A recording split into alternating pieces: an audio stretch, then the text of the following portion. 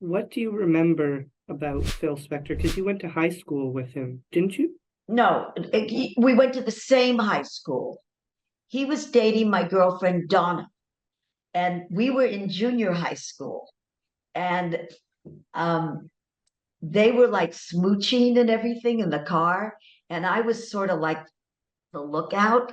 And so I would be twiddling my thumbs, which I still do, and singing because remember, my mother was supposed to be a singer. And the first thing I remember them dating. And I remember Phil saying to me one day, I love your voice because he could hear me singing. He said, and I would be singing the pop songs of the day. He said, I'm going to write a song for your voice. Do you have $10? And then you can be in our singing group too. And I went, Phil, I'm like 16 and a half years of age. I don't have 10 cents, let alone $10, because that was a lot of money in those days. And he said, well, if you can get it together, I'll write the song and you can be in our group. We were like a garage band. So I went to my mom and dad, and we were poor and we weren't destitute, but we didn't have money to blow around. And my mother said, Annette, go do your homework. But my father, who had been a jockey, said, Gail, let's listen to it. And I said, Daddy, we're going to be rich.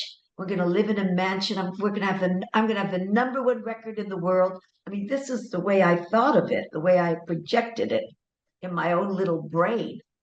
I said, but I need the $10. And my father gave it to me. He talked my mother into it.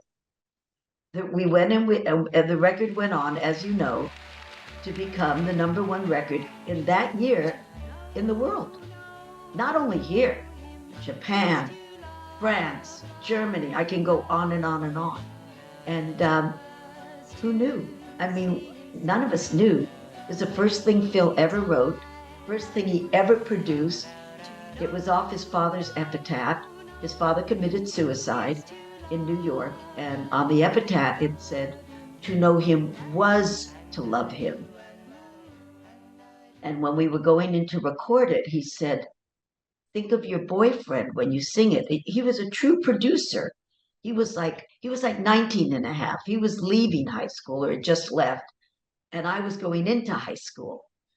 And he said, think of a boyfriend. And I went, Phil, I don't have a boyfriend. I'm too young. And he said, well, then think of your father. So when I sang it, I did think of my father.